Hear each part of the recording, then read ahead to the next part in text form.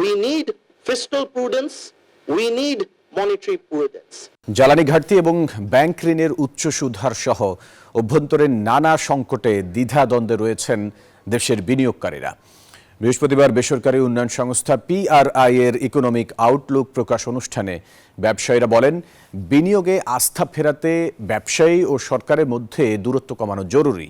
PRI বলছে, চলতি অর্থবছরের দ্বিতীয় প্রান্তিকে দেশের অর্থনৈতিক প্রবৃদ্ধি কমে 3% দাঁড়িয়েছে, যা কোভিড পরবর্তী সময়ে সর্বনিম্ন।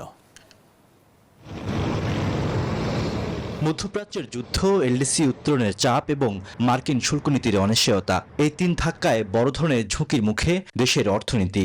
এর সাথে যোগ হয়েছে জ্বালানি তেলের সরবরাহ ঘাটতি ও মূল্যবৃদ্ধি, যা বিঘ্ন ঘটাচ্ছে উৎপাদন ও রপ্তানিতে।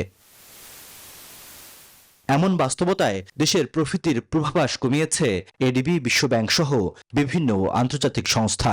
একই পূর্বাভাস উঠে এসেছে PRI এর মাসিক অর্থনৈতিক প্রতিবেদনেও। সংস্থাটির হিসেবে চলতি অর্থবছরের দ্বিতীয় প্রান্তিকে প্রবৃদ্ধি কমে 3% দাঁড়িয়েছে, যা কোভিড পরবর্তী সময়ে সর্বনিম্ন। We need cautious macroeconomic management. We need fiscal prudence. We need monetary prudence. PRI বলছে, শিল্প খাতের প্রবৃদ্ধি কমেছে সবচেয়ে বেশি, যার অন্যতম কারণ দুর্বল রপ্তানি চাহিদা, মার্কিন শুল্ক ও জ্বালানি সংকট। এমন বাস্তবতায় উদ্যোক্তারা নতুন বিনিয়োগে দ্বিধাদ্বন্দ্বে রয়েছে, দাবি ব্যবসায়ী নেতাদের।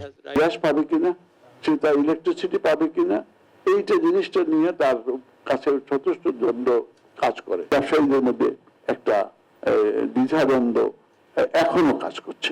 এখানে সরকার ব্যবসা বাণিজ্য বা ব্যবসায়ী বা ইনভেস্টার্স শুড ওয়ার্ক টুগেদার। অর্থনৈতিক সংকট সমাধানে সরকারকে সময় দেওয়ার পক্ষে বিশ্লেষকরা, তবে তারা বলছেন, সংস্কার এগিয়ে নিতে সরকারকে আরো আন্তরিক হতে হবে। National economic imperatives, these economic reforms, these are very fundamental and absolutely essential in the current state of affairs. যে সংস্কারের কথাটা বলা হচ্ছে, মনে করা হচ্ছে যেন যেটা IMF বলছে তাই করছে, আসলে না, কিন্তু এটা আমার নিজের প্রয়োজনে। এছাড়া জ্বালানি সংকট মোকাবেলায় সরকারকে আরো বাস্তবমুখী পদক্ষেপ নেয়ার পরামর্শ দেন অর্থনীতিবিদ ও ব্যবসায়ীরা। রিয়াদ সুমন, নিউজ 24, ঢাকা।